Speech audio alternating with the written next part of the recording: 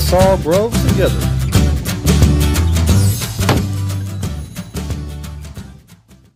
Okay, so to do this, you're going to need a SATA cable, or maybe even 2 SATA cables, or you can use this software and make a bootable USB. Use the hard drive slot that you have in your computer, or if you have 2 hard drive slots in your computer, you can just do it that way. To use the bootable USB though, if that's the way that you pick, then you're going to need to pay for the premium version of the software to make that bootable USB. If not, then and you don't want to pay that $20, you're going to need to have either a hard drive or an extra hard drive slot and 1 SATA cable to USB, or you're going to need to have 2 of them. And 2 USB ports, obviously. But I'm going to get started by showing you how to do this. And the reason we're doing this is you're going from 3 gigabytes per second with a hard disk drive to 6 gigabytes per second with a solid state drive that's going to last 10 times as long at minimum.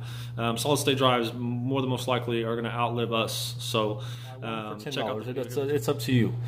When you go to this place, I'm going to show you the link. Actually, the link's right there. It's just all you type in is easeus.com. and it'll pull you up to here. Once you get there, there's a little icons at the top right here, a little what's called toolbar. You go to Utilities, Disk Copy Pro, Buy Now, and it'll bring you to this page. Once you get to this page, you can pay the $19.90 and just buy 1 SATA cable. Honestly, it's always better to have 2 because you're going to lose one, but it's only $19.90. I paid $59.90 because I know I'm going to use this a lot. And once you download it, you'll see that it has this on the bottom, which we're going to click on and go to show in folder. And then once we show it in the folder, it automatically opens it up to wherever it saved it at. You right click it and you run as administrator. Once you run as administrator, you will see that it pops up into a little thing like this. And then you're going to get a USB drive like so. It has to have, not that much on there. Honestly, it can be 8 gigabytes or less. But 8 gigabytes, I mean, they're really cheap too. I think I got this one for $8. So, no, I'm sorry, $14 in a 3-pack at Walmart. So a lot cheaper than that. What is that? 14 divided by 3. Let's not try to do math. It's a little bit under 5 though. Okay, so now I'm going to, if I was trying to create this, I'd plug that in. It shows the USB. Make sure it's registered right. Once it does, you just go to create bootable disk. Once you create the bootable disk, it's going to give you the option to select it. I pulled mine out, right, so it doesn't have the option, so you just select it. If it's still not finding it, maybe you just plugged it in after you started the program, so you just exit the program out, restart it, it'll find it. If it still doesn't find it, all you have to do is you're going to go down. Okay, I'll just show you real quick. Yes, I want to exit. I'm done. I'm going to go to my files, and let's just say this was the bootable disk, which it's not. This is your actual hard drive. You're going to go over here to Format. Okay, once you go to Format, it says I can't format this volume because this is my main hard drive, but if it was a actual USB drive, it wouldn't be running the operating system, so you could do that. You just format it real quick and then try it again and it'll work. If not, you got a bad USB drive. Okay, so there's that. Now, being that if you have bought the 2 SATA cables and that was your choice, you're going to have to make sure that you also have 2 USB ports on the computer. Me, I only have I have 2 SATAs. I can't find the other one, but I am just going to do this a little bit easier way. Whenever you make the purchase, you have the option to make that bootable USB, right? And so if you don't want to go that way and you bought the 2 USBs or SATAs, then you don't have to do this part. You just simply open it up, and we'll be doing the same thing that I'm going to be showing you with the bootable USB, only it's going to be on a different computer. So if you did, you're going to have to wait until I actually start up the computer. Just plug yours in and skip these steps. Okay, so now I've actually put the Samsung Evo inside of the computer where the hard drive would normally go, just because I don't have that extra SATA cable. So it does make it easier either way if you have 2 SATA cables. So I couldn't find mine. And so I just put the one I'm writing to inside of the computer. You can do it vice versa, however you feel comfortable, or whatever's easiest. And then I just externally, you'll see how I put the PS4 hard disk drive on the outside via SATA cable. That way we can do this. So just get that done, and then we'll do the next step. You're going to first power the computer off by holding the power button down, or you can just go into the menu and press power off. I'm lazy. Make sure it goes all the way off, no lights, nothing, And then we're going to plug in the bootable USB drive to one of these ports here. Actually, I like the port over here the best for some reason. No, I don't. Okay, that's on my other computer. I got too many computers, sorry. And it's never enough at the same time. Alright, so we're going to boot into this. So with HP, I know that if I press F9 when I start it, it's going to give me the boot menu, which is going to let me boot from any device. It might be different on yours, and if you have questions about that, just let me know. I'll get back with you, or you can just check how to, boot into my boot option menu for whatever computer I have, or boot, what are they called? Secure boot keys or boot keys like that, something like that, and then put your model number in and you'll find it. Okay, so now I'm looking at my hard drive, my USB drive, and the Ethernet. So I'm not going to boot from internet. I'm just going to use my USB drive, right? SanDisk Cruiser Glide is what I have. Is actually the brand of the SanDisk, and I'm going to click on it. I'm going to hit enter, and it's going to boot that up. I'm going to pause. It'll take just a second. So it'll boot into this menu. Actually, mine booted without booting one of the mass storage USB devices, which would be either the hard drive here or internally, but it wasn't recognizing the external drive. And so if you guys run into the problem, which I did, you can go into your device's support site, so like hpsupport.com or wherever you can find the software drivers and downloads, and make sure that your PCI media driver is downloaded for that computer. That way you can access bigger external hard drives, because this is, even though it's an internal hard drive, it's going to recognize it as external through a USB port, which solved the issue for me, and now it's actually showing up. So we're going to go first. We're going to find, okay, what is it? Which disk are we going to be cloning? Is the first question we have to ask ourselves. And we're going to go to one that's not the Samsung SSD, obviously. So we're cloning it to the Samsung SSD. So we're going to start by going to click on that drive, which is going to be that one there, and then we are going to go to next. And so it says disk 1, blah blah blah, right? So disk 1 is the mass storage USB device. We got that right, and you make sure that the target disk is going to be your Samsung SSD Evo or 860 Evo, and then we hit next, and that will be that. The data on the target disk partition will be erased. Do you want to continue? So if you are using this as your main internal hard drive on your computer, make sure that you want to do this, because if you're not like me and have two computers laying around or another hard drive that has an operating system already installed on it, then you might not want to do this. So anyways, if you do have one laying around or an extra hard drive and you just want to install the operating system, or you bought it, that's great. If you want to know how to install the operating system via a bootable USB drive, check the link below and I'll show you how to do that. Anyways, let's continue. Okay.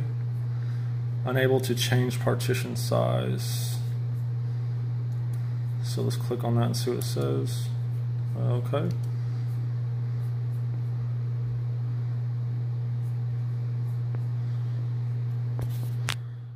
Check the option if target is SSD.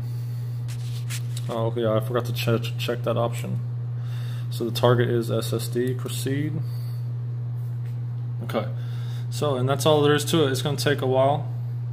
Error when creating partition on the disk. Okay. You know what the error is I've used Windows to actually, I've used Windows to install an operating system, and they have this new write protection on there that it's not able to format. I know that's the issue. So I'm going to try one more time. So disk mode, next, target device is going to be Samsung, and then we're going to go sector by, or no, let's just go next, and proceed. Try this one more time. Now it'll work sector by sector. Okay, so yeah, just go to sector by sector and you won't get any error messages. I'm going to go ahead and pause it while it does its thing. Give it about 25 seconds to make sure there's no errors twice. And we will be good to go. Yep, there we are. Okay, I'll come back when it's done. Looks like it's gonna be a while. Alright, so 4 hours and 22 minutes later, you'll see that disk copy has finished. We're just going to shut it down, sector by sector copy complete, shut down, and then remove source disk or target disk. So we're going to remove both in this case, as this is our only operating system now, because I've actually written the data from that hard drive to the main solid state I have. So shut down, remove both of them, and we wanted to get the solid state working, so we're going to take the solid state and put the solid state inside of the PS4. Here I go. Let me just pause it while I unscrew this and take it out. We're going to need the tray that it came out of here. And it seems to be.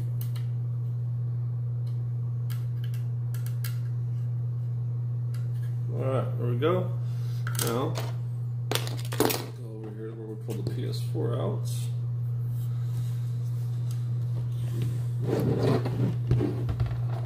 Or the hard drive out of the PS4, sorry. And remember how it goes in. So, this is the tray and the top of it facing up.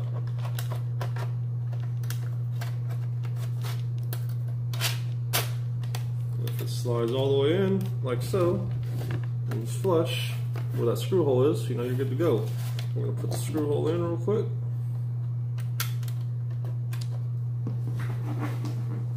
What happens? Just drop the screw in here.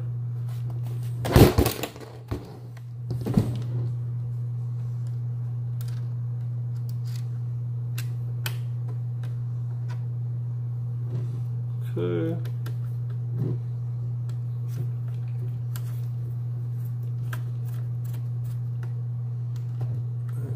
Done that, we're going to put this on. Now remember, when we put this on, we're just going to do it like so. And there's little latches right there you can see right there. Oh wait, I got this on backwards. Sorry. I haven't had very much sleep. Okay, so right there where it slides back and forth, and we can just slide it on in place. It's on there real nice. Oh, almost did.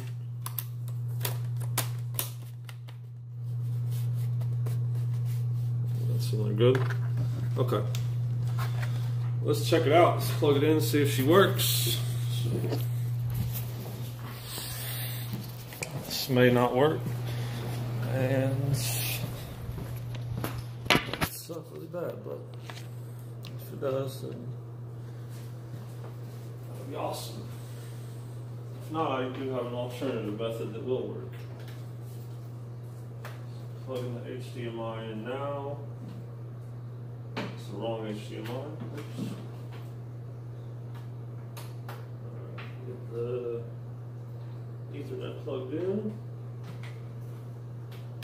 And let's plug in power.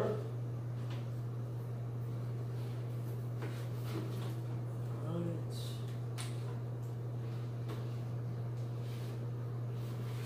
Now with that, we'll get a PS4 controller really quick. See if this sucker works. Oh, it turned on real quick.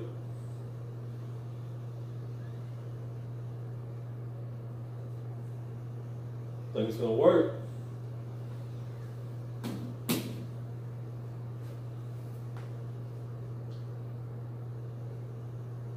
We don't have any lights flashing like it's not gonna work.